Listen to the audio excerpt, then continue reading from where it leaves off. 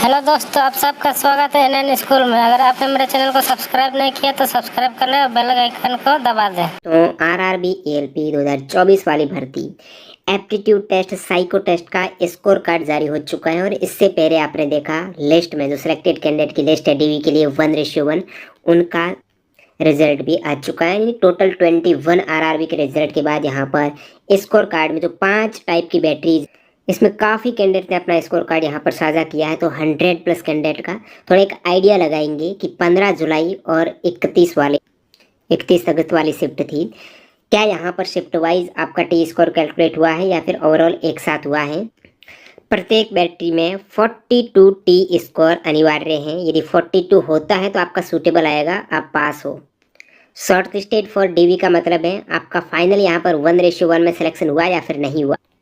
प्रत्येक बैटरी में maximum 80 marks हैं, तो 80 गुणा 5 करेंगे आपका हो जाएगा 400 मार्क्स में से टोटल कितने 242। फिर ये 21.15 कैसे आए वो भी बताऊंगा। और आपका फाइनल जो स्कोर है यानी 30% CBAT और 70% CBT2 पार्ट ए का वो कैसे कैलकुलेट होगा।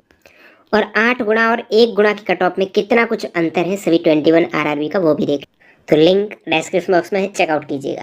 अब बात करते हैं यहाँ पर जैसे ये 31 अगस्त वाले कैंडिडेट का स्कोर है। 5 टाइप के टेस्ट हैं, आपको बता देता हूँ।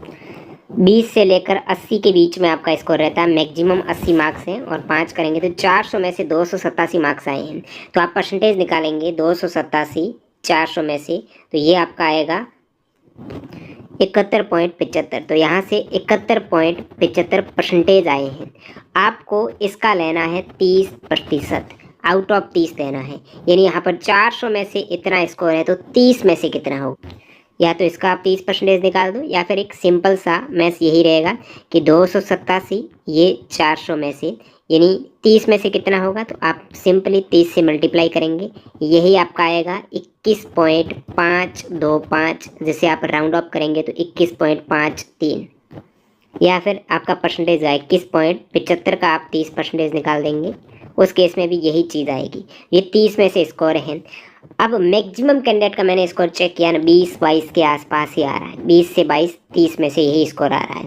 अब डिपेंड करता है उनके CBT2 के पार्ट ए में कितने मार्क्स थे। एक मैं डाटा बताता हूँ। जैसे यहाँ पर आप देखेंगे ये UR की कट ऑफ है 1 गुणा में, ये UR की कट ऑफ है 8 गुणा में। 8 गुणा में यानी CBT2 के बाद आप एक CBAT के लिए जब क्वालिफाई हुए थे उसकी कट ऑफ है।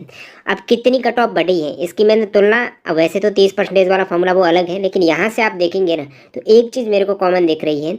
जिस भी जोन में कट ऑफ कम थी उसकी अच्छी खासी कट ऑफ इंक्रीज हुई है। कोई भी कैटेगरी की कम थी तो मार्क्स ज़्यादा बढ़े। जैसे हाईएस्ट कट ऑफ थी यहाँ पर 73 मार्क्स थी और अभी यहाँ पर देखेंगे तो 82 हो चुकी है 1 गुणा में, तो 8 मार्क्स बढ़े हैं इससे।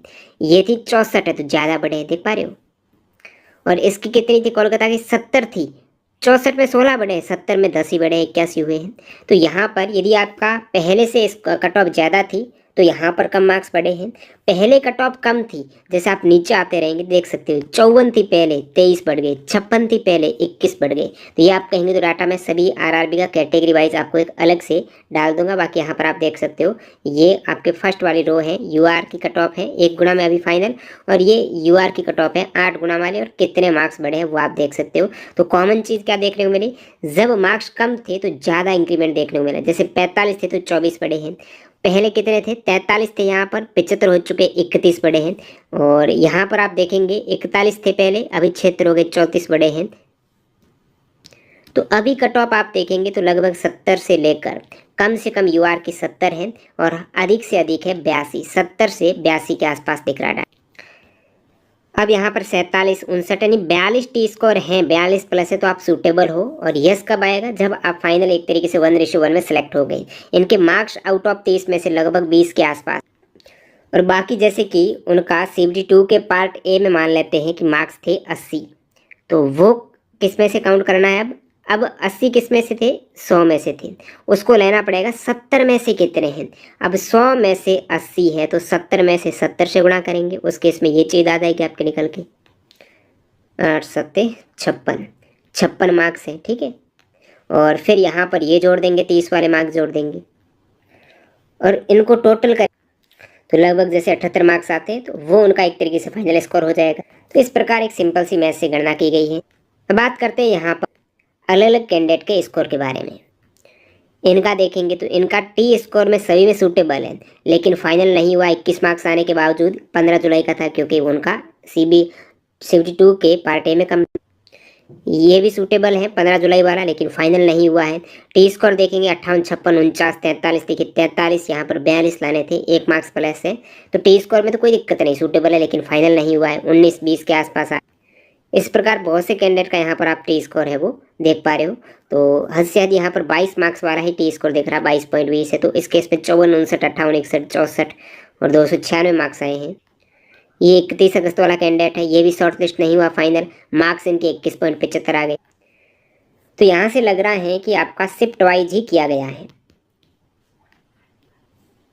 क्योंकि लगभग 15 और 31 वालों के वही इक्वल से मार्क्स देख रहे हैं। ये और एक 31 अगस्त का फाइनल नहीं हुआ है, सूटेबल ज़रूर है।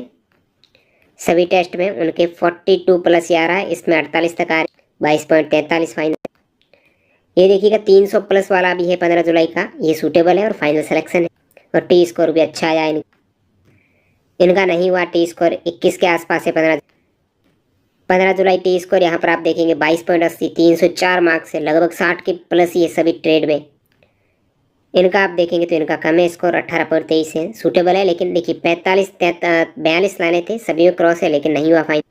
ये भी 15 जुलाई से 20.93 मार्क्स आ रहे। मैक्सिमम कैंडिडेट यहाँ पर 15 जुलाई के मिल रहे हैं, क्योंकि इसी शिफ्ट में 2 शिफ्ट थी ना यहाँ पर, तो काफ़ी कैंडिडेट थे, उसमें एक ही शिफ्ट, इसलिए 31 अगस्त वाले कैंडिडेट का डाटा कम। ये आप 31 अगस्त का एक देख सकते हो कैंडिडेट है, 21.15। तो इस प्रकार बहुत से सैकड़ों कैंडिडेट थे अपना ये स्क्रीनशॉट साझा किया है। टेलीग्राम की कमेंट सेक्शन में आप देखेंगे ना, वहाँ पर आपको सभी का मिल जाएगा स्कोर। तो टेलीग्राम चैनल ज्वाइन कर लेना, डिटेल